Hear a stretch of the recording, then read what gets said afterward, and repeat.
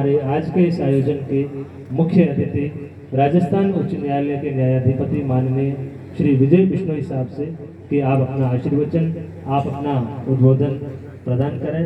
श्रीमान विजय बिश्नोई साहब।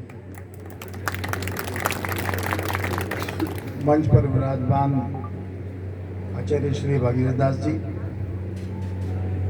श्री भगवान दास जी, शिवदास जी महाराज, प्रेमदास जी, सच्चिदानंद जी, बालकिशन जी, विधायक पब्बाराम जी, जगराम जी, पन्नालाल जी व्यास, नारायण जी डाबड़ी और मंच पर विराजमान सभी माताओं बहनों और यहाँ उपस्थित फलोदी के निवासियों, सबसे पहले मैं तो आपको बधाई देता हूँ फलोदी के जिला बनने की। बहुत ही खुशी की बात है कि बहुत सालों से जो एक मांग चल रही थी फलोदी के जिला बनने की, वो पूरी हुई है आप लोगों की। और जिला बनने के साथ में एक उम्मीद भी जागृत हुई है कि ये जो एरिया था जो मारवाड़ का था, इसमें थोड़ा विकास की जो कमी थी वो अब जरूर पूरी होगी। जिला बनने के साथ में सरकार का, प्रशासन का इसके ऊपर ध्यान जाएगा और यहाँ पे बहुत सारी बातें होंगी। और आपको दूसरी बधाई इस बात की है कि जिला बनने के साथ साथ ही आपको इस हॉस्पिटल की सौगात मिली है।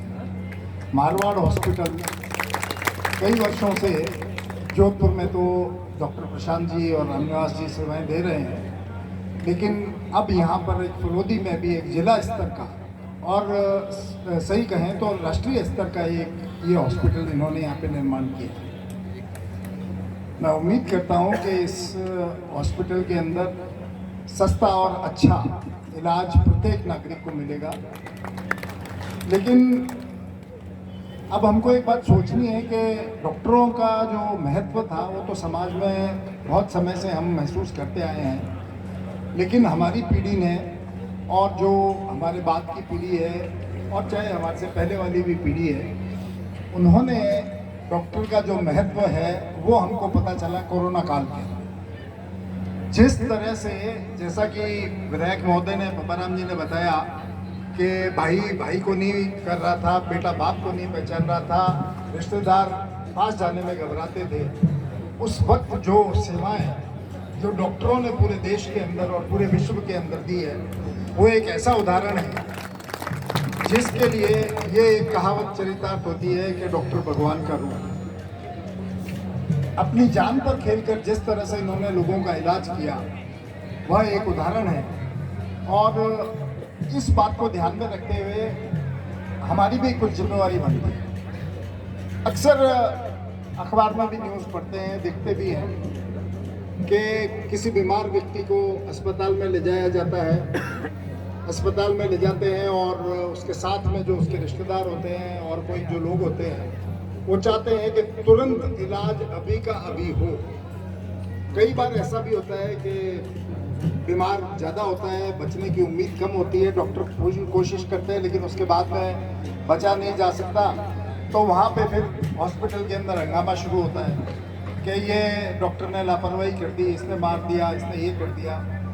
एक बात आप ध्यान रखें, डॉक्टर चाहे कोई भी हो, उस मायने में चाहे वकील हो या डॉक्टर हो या जो भी एक तरह से समाज का जो कार्य कर रहा है, वो कभी नहीं चाहेगा कि जो उसके पास आया है उसका अहित हो। आप उसको अपने काम की फीस दे रहे हैं, लेकिन अगर नहीं भी देंगे तो भी वो कभी ये नहीं चाहेगा, खास करके डॉक्टर, कि मेरे पास में जो मरीज आए वो या तो मर जाए या उसकी तबीयत ठीक ना हो।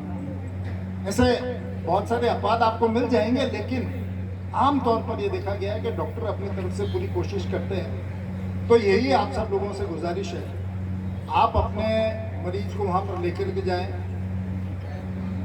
आखिर है तो शरीर ही, और जहाँ तक अभी तक जैसा पता चला है कि पूरे विश्व के अंदर इतनी जो भी वैज्ञानिकों ने तरक्की की है और जितना भी शोध किया है, उसके हिसाब से अभी हमें हमारे शरीर के कुछ अंश मात्र का ही पता चला है कि उसके अंदर क्या है, बाकी शरीर का किसी को पता नहीं है। ये एक मशीन है जो खराब हो जाए तो उसको ठीक भी हो जाती है, और कई बार है जो इतनी खराब हो जाती है कि उसको सारा इलाज और सब मशीन की ठीक करने के बाद में भी नहीं होता है। लेकिन आप विश्वास रखें कि डॉक्टर जो भी है वो अपनी तरफ से पूरी कोशिश करता है कि उसका मरीज ठीक हो।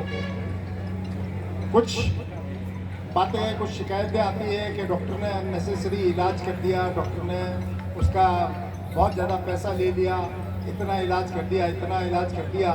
मैं उम्मीद करता हूँ डॉक्टर साहब से कि आप सभी को एक सस्ता इलाज दिलाने की कोशिश करेंगे ताकि आम और गरीब आदमी को भी एक अच्छे से अच्छा विश्व स्तर का इलाज मिल सके।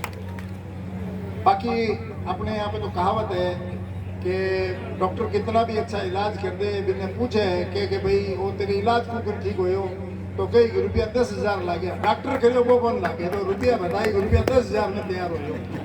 तो वह बात आपने खोनी है, रुपया लागेगा लेकिन इलाज अच्छा होना चाहिए। डॉक्टर साहब से यही मैं गुजारिश करता हूँ।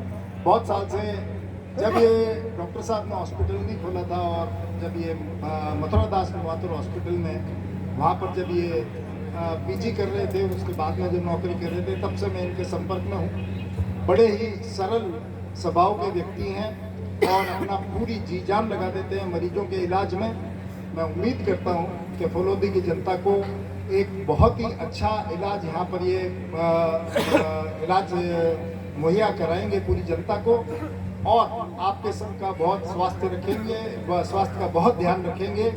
इन्हीं उम्मीद के साथ मैं डॉक्टर साहब की शुभकामनाएं देता हूँ, और भगवान गुरु जम्बेश्वर जी से मैं प्रार्थना करता हूँ कि आप उत्तरोत्तर प्रगति करते रहें, आपके हॉस्पिटल का नाम हो, लोगों को बहुत अच्छा और सस्ता इलाज इसके अंदर मिल सके। इन्हीं शुभकामनाओं के साथ में मैं आप सब लोगों का बहुत बहुत धन्यवाद देता हूं कि आपने मुझे इतनी देर के लिए सुना। आप लोगों के सबके दर्शन हुए और मैं भी धन्य हुआ। इसके साथ ही मैं आप लोगों को एक बार फिर जिला बनने की और इस हॉस्पिटल की शुभकामनाएं देता हूं। धन्यवाद। जय हिंद, जय भारत। बहुत बहुत धन्यवाद माननीय विजय बिश्नोई साहब, न्यायाधिपति उच्च न्यायालय जोधपुर। आप पधारे, हमें अच्छा लगा, हम धन्य हुए। आपने अपना आशीर्वचन हमें प्रदान किया, डॉक्टर साहब को शुभकामनाएं प्रेषित की, और बहुत सी महत्वपूर्ण बातें हमारे लिए भी और डॉक्टर साहब के लिए भी आपने सामने रखी। इसके लिए आपका बहुत बहुत धन्यवाद। और ये कार्यक्रम यही रहेगा अभी लोकार्पण के बाद, लेकिन उससे पहले मैं धन्यवाद के